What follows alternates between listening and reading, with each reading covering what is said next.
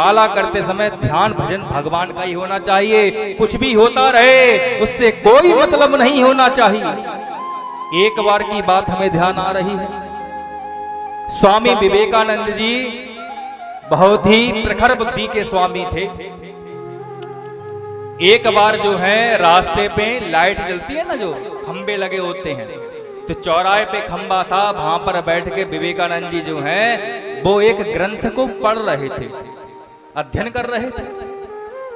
रात्रि का वक्त था, लगभग 9, 10, 11, 12 बजे का।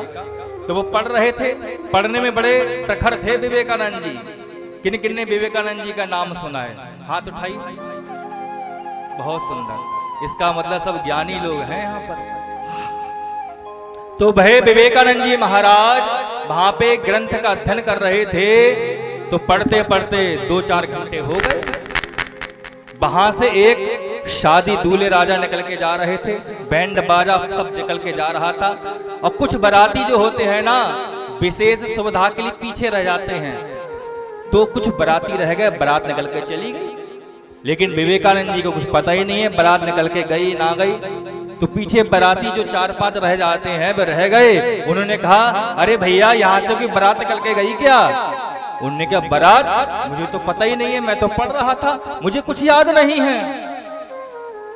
और बारात निकलकर चली जा रही थी। इतने एकाग्र चित्त होकर वे विद्या अध्ययन करते थे, पढ़ते थे। जिस पुस्तक को एक बार पढ़ लेते थे, उस पुस्तक का किस पेज नंबर पे क्या बात लिखी है वह भी बता देते थे। इतनी प्रखर बुद्धि है। लेकिन इतनी प्रखर बुद्धि जब हमने इस बात पे शोध किया कैसे हुई, तो 2-4 बातें समझ में आई। पहली बात, जीवन में अगर ज्ञान होगा तो या तो सरस्वती मैया की कृपा होगी या भोलेनाथ की कृपा होगी। क्योंकि ज्ञान की देवी कौन है? सरस्वती मैया। और ज्ञान के देवता कौन है? भगवान भोलेनाथ। जब विवेकानंद जी का जन्म भी नहीं हुआ था तो कई वर्षों तक बनारस में विश्वनाथ में रुद्राभिषेक कराए थे।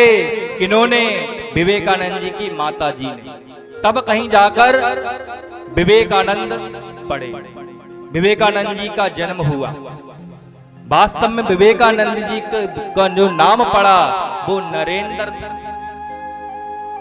विवेकानंद तो नाम जब पड़ा, जब गुरुदेव ने नाम दिया, भाई नरेंद्र तुम सा विवेकी कोई हो नहीं सकता, तुमसे ज्यादा कोई गुरु की श्रद्धावान हो नहीं सकता।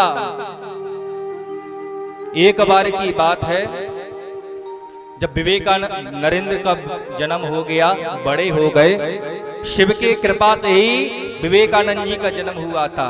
बहुत पढ़ने में होशियार थे, बस सत्य की खोज में ही लगे रहते थे कि मुझे सत्य पता करना है, सत्य क्या है।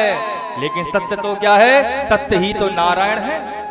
सत्यम शिवम सुंदरम, भगवान ही तो सत्य है। सत्य की खोज में वो नरेंद्र जो है सारी किताबों का गट्ठर बांध के सिर पे रखकर भ्रमण करता रहा। लेकिन भ्रमण करते करते कई गुरुओं के पास में गया। कई गुरुओं के पास में जाने के बाद जब तसल्ली नहीं मिली तो अंत में जाकर स्वामी रामकृष्ण परमहंस जी से मिले। स्वामी रामकृष्ण परमहंस काली मैया के परम उपासक, काली मैया दिन रात सेवा करते थे। इतना बताया गया है कि काली मैया रोज आती थी, पकौड़ी बनाती थी और स्वामी रामकृष्ण परमहंस को अपने हाथों से खिलाती थी। इतने बड़े भक्त थे। कौन? स्वामी रामकृष्ण परमहंस। उनकी शरण में गए। वह नरेंद्र बालक कहने लगा, गुरुदेव मैंने बहुत अध्ययन कर लिया है, लेकिन मेरे पास बस एक ही ज्ञान नहीं है। मैं सत्य को जानना चाहता हूं। वो सत्य है कैसा, दिखने में कैसा लगता है? गुरुदेव समझ गए, ज्ञानी तो है लेकिन अभिमानी भी है। भक्ति के बिना जो ज्ञान होता है ना, वो अभिमान पैदा कर देता है। विवेकानंद को लेकर गए, चलो आज मैं तुम्हें सत्य की राह दिखाता हूं। इस प्रकार जब कहा सत्य की राह दिखाता हूं, तो स्वामी रामकृष्ण परमहंस उस नरेंद्र के लिए साथ में ले गए। कहां पर? नदी में स्नान करने के लिए ले गए। कहा नरेंद्र चलो आज संग में स्नान कराएंगे और तुम्हें सत्य का राह दिखाएंगे, सत्य की राह कैसी होती है। वह नरेंद्र जो है सारी पुस्तकों को बांधकर सिर पर ले गए और ले जाने के बाद स्वामी रामकृष्ण परमहंस ने कहा कि मेरे अगर शिष्य बनना है तो मेरी बात को मानना पड़ेगा। नरेंद्र ने कहा गुरुदेव आप जो कहेंगे वो मैं मान जाऊंगा। स्वामी रामकृष्ण परमहंस ने कहा ये तुम पुस्तकों का जो ढेर लेकर घूम रहे हो ना, सबसे पहले इस पुस्तकों को ढेर के लिए नदी में प्रवाहित कर दो। क्यों? क्योंकि इसका जो अभिमान है तुम्हारे अंदर वो भी प्रभावित हो जाएगा, प्रभावित हो जाएगा, वो भी बह जाएगा पानी की लहरों के द्वारा। स्वामी रामकृष्ण परमहंस जाते थे कि शिष्य तो लायक है लेकिन अभिमान का इसके अंदर जो है वो तत्व भी विराजमान है। कथा समझ में आ रही है? तो स्वामी रामकृष्ण परमहंस ने विवेकानंद जी से जब इतना कहा तो विवेकानंद जी ने बेमन ही सारी पुस्तकें जो थी वो प्रवाहित कर दी गंगा में, बहते जल में प्रवाहित कर दी। मन उदास था, अब तक न जाने मैंने इतनी पुस्तकों को इकट्ठा किया, इतना ज्ञान अपने मस्तक पे रखा, अपने मस्तिष्क के अंदर रखा, इतना ज्ञान तो किसी के पास नहीं है। ये कैसे गुरु हैं? सब ग्रंथों को गंगा में प्रवाहित कर रहे हैं, इतना ज्ञान मेरा किस काम का? कहीं ना कहीं अभिमान था, लेकिन गुरुदेव ने जो कहा उनकी वाणी को नकारा नहीं, सारी पुस्तकें नदी में प्रवाहित कर दी। आ बेटा नरेंद्र आओ साथ में स्नान करते हैं। अब जैसे ही अंदर स्नान करने के लिए गए नरेंद्र तो भगवान तो गुरुदेव ने क्या किया? गुरुदेव ने नरेंद्र का जो सिर है ना वो पानी में डुबो दिया। स्वामी रामकृष्ण परमहंस हंसे, अरे बेटा तुम सत्य की खोज में निकल रहे हो, थोड़ा सा मैंने तुम्हें पानी में क्या डुबो दिया? तुम तड़पने लगे। जब इतनी तड़प तुम्हारे अंदर परमात्मा से मिलने को होगी तब तुम्हें वो परमात्मा प्राप्त हो जाएगा।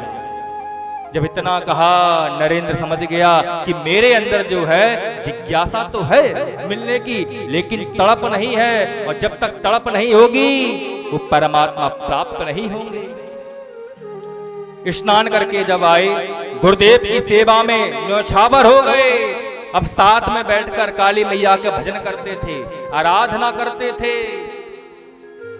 एक बार की बात है गुरुदेव का अंतिम समय ही आ गया, बस 10-15 दिन 1 महीना का समय बचा।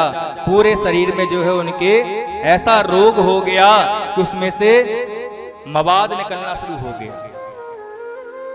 लेकिन गुरुकुल में हर शिष्य ज्ञान प्राप्त करने नहीं आता, कुछ गद्दी भी प्राप्त करने आते हैं। जैसा कि मथुरा में जय गुरुदेव का मंदिर, शिष्य ले गया गुरुजी के लिए, चलो गुरुजी विदेश यात्रा करवा लाएं आपके लिए। गुरुजी तो शिष्य को प्रिय शिष्य मानते, चलो बेटा हम भी कर आए यात्रा।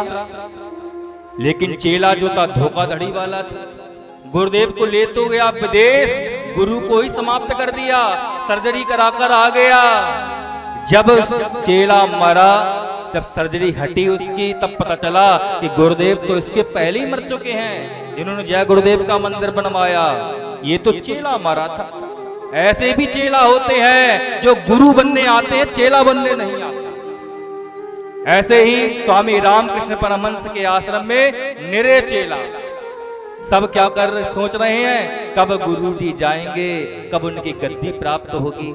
लेकिन नहीं, सब खुश हैं, बस बाहरी रूप से जो है दुखी होने का नाटक कर रहे हैं। लेकिन नरेंद्र जो थे वो बाहरी रूप से तो प्रसन्न होने का नाटक कर रहे हैं, लेकिन अंदर से बहुत दुखी थे। अब न जाने मेरा क्या होगा, अब मुझे सत्य के पता चल पाएगा नहीं चल पाएगा, क्या करूं? ये गुरुदेव जो है वह तो मुझसे दूर जा रहे हैं, क्या होगा मेरा?